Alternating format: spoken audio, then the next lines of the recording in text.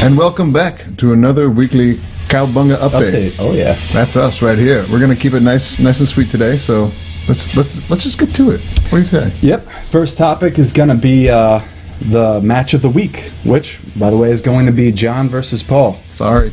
Let's just switch right over to the score screen so we can take a look here. And John, you take the lead.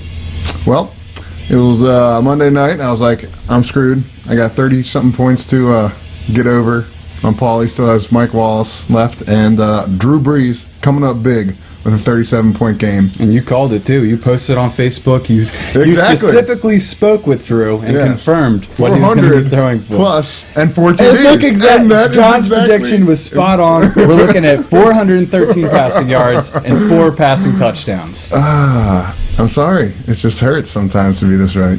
Yeah, that was one hell of a game. And Lamar Miller had looking better. He got a lot more snaps. I think he's actually going to take over. Yes, he did. Much like Giovanni Bernard taking charge. And then the important thing to look about this game is even with Hill putting up 0 points, you still came out on top. Yeah. So this is going to be our match of the week, guys. Well, we can give that to Mike Wallace because he totally botched that one for Paul. Well, that's good news for me having Brian Hartline. So sorry, Paul. Yeah. Should have taken that trade week 1, buddy. But moving on, next topic is going to be the upset of the week. We're going to give that to none other than Al.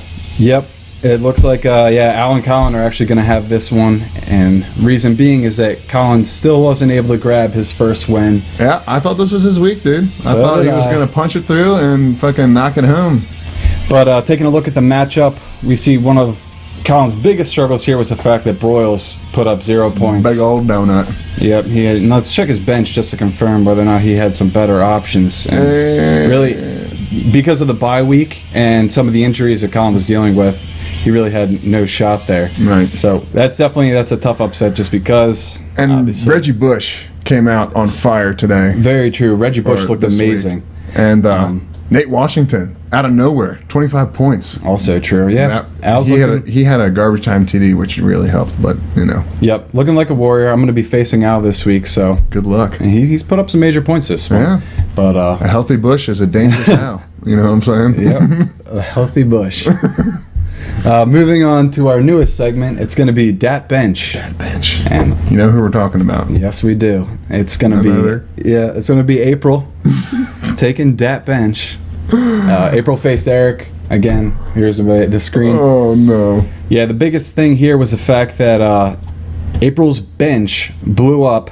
Her 3 players that she could have played, which would be Woodhead, Jeffrey, and Halou, literally put up 60% of the points that her entire team put up. Had those players been subbed in, she would have taken the win from Eric. So right. Well, I don't think she would have put in Roy Hello over his starter Alfred Morris. It's true. Ashland Jeffrey could have started him. Danny Woodhead kind of came out of nowhere, but he'll definitely be on the radar from now on. He's looking a little dangerous, looking like Darren Sproles out there. Very true, and unfortunately, Morris is on bye next week, so we'll see if the week off helps him get back into the game. But right now, he's struggling. Yep. And then finally, our last segment. We're gonna look at next week. Yep, we're gonna take a look at week 5. Yeah, we're going fast for you fuckers. Yeah. No more complaining. Yeah, dicks. So, take a look at week 5 here. Keep it classy. All right. Tyler versus Al? I'm going to say I take it. Plus, I took a look at I'm forgetting who's on bye for Al. Let's take a closer peek. It's not Matt Ryan. Well, he doesn't have his defensive player in. He doesn't have a defensive player. I'm not sure, actually, who Al would put in regards for his bye week, but just based on projection alone, I'm feeling pretty confident. Right. And then again, we'll see how the running game comes. Trent Richardson really hasn't been the explosive back he was last year. Hopefully, it's not this week when he blows up. Very true, very true. Especially since I had Trent last year, he should have a little bit of respect. But Reggie Bush, obviously, we just talked about him. He's been a weapon. Mm-hmm. But I'm going to say I take my game. But what do you think, John? I think it's going to be close, but I think you're going to come out on top. All right, we'll put a check over my name. On to the next match. Dave? Yeah, the next match is going to be Dave versus April. Oof. Poor April. Well, if she benches the same team this week, then she'll use reverse karma and then her team will blow up. Hopefully. Yeah, Morris is on bye. That's not good. But she could sub in Danny Woodhead. She still has Woodhead, and she she's still got has Jeffrey Ridley. to consider. She's got Ridley. He could still put up points. You know, he hasn't done shit this year, but you know, we're still waiting for him to come back to his normal self. He was very good last year. And as far as Jeffrey goes, I was looking at some of the waiver wire picks of the week, and Jeffrey was definitely up there. Yep. So some of the fantasy experts think that he's going to be a good player to put in. So put him in. I think this one's going to be close. Yeah. It's hard to call. He doesn't have Garcon's out too. Yeah. out. He's a steady man. Yeah, we'll see. Like I said, this one's going to be a close one, I think. Yeah. I'm gonna pick Dave. You're going to pick Dave? Yeah. See, I feel like if I don't pick April, then I'm going to get in trouble. Yeah. You are. So I'm going to say April's going to win. Moving on, next matchup, the brothers. I always like this one. This one's fun every year. I think Colin's got this. Colin's going for his first win again his versus first Brennan. Let's take Doesn't a have look at Heath Miller. who's on bye. Doesn't have Adrian Peterson, his first round draft pick. I think this is Actually, and now I'm taking a look. He doesn't have a tight end. Brennan doesn't. Right. So he's going to have to pick someone up, and really, pickings are slim. Yeah. Pickens are slim. I got an extra. That's Brennan. Look for trades, Brennan. Look for trades, bro. Yeah, I know Paul's got 2 tight ends, and I've got 2 tight ends, but I'm not going to be trading those. But all right, so are we going to say Colin gets his first win this week? I got to root for Colin. This is his win. All right, I'm going to go with you. We were wrong last week, though. Yeah, we were. All right. So I mean, no, Colin's gonna win. Colin's going to win. All right, next matchup would be your game versus Eric. You know what? I'm actually gonna pick against myself this week.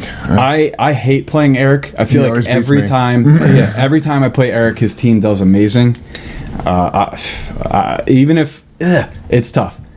Yeah, I'm gonna say Eric wins just because I feel like it always fucking happens when you least expect it. Yep, he'll put up like 190 points like I did the first week, and I won't be able to put that up. I'll put up 150, but I'm not gonna put up huge numbers. Yeah, your boy Jamal Charles has a huge projection. Same with Drew Brees. You know what? Fuck it. I'm gonna say, and Kaepernick's at Houston. I mean, if the Ravens were able to put up points against Houston, Right. I feel like Kaepernick has to bounce back too. Yeah, Like, that's true. Yep. All right. I think we're gonna give this one to Eric. Congratulations. Yep. Dick.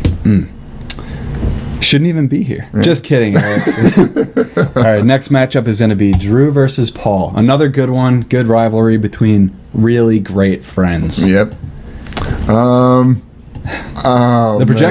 projection's extremely close, but Paul's got 2 people in bye right now, right? And Drew doesn't. I'm gonna say Paul takes it. Yeah, Drew's struggling until Gronkowski comes back. If Gronkowski's back, I'll take Drew. If he's not, I'll take Paul. That's fair enough. I think when Gronkowski does return, he's going to have a big game. But until we're actually solid on that, and I think it's going to be week 6. I think the Patriots were using the previous statements as just kind of threatening their teams, or excuse me, their competitors. Yeah, David Wilson's about to have a good game one of these games. So. And then our final matchup, Jimmy, who's been a complete monster lately. This is the match of the week right here. And yeah, but let's see. Sean's got Doug Martin on bye. That's going to hurt him. As far as a backup. Steven Jackson's still. Yes, he's still not injured. Healthy. Yeah, I'm going to give this one to Jimmy. Yeah. He's just been he's been on a roll lately. You can't argue it. Yeah. But Sean doesn't have an answer. Yeah. That's going to do it for the matchups this week. Should have took that trade for Jaquiz when I had it. Sean should have taken it. Yeah, right guys, there. I feel like this is going to be a big week for trades. Just we got a lot of people on bye and a lot of people injured, and people obviously need players to sub in. So we'll see what happens. But basically, I'm using up a little time. I want people to take a look at the ticker. Can Colin get his first one?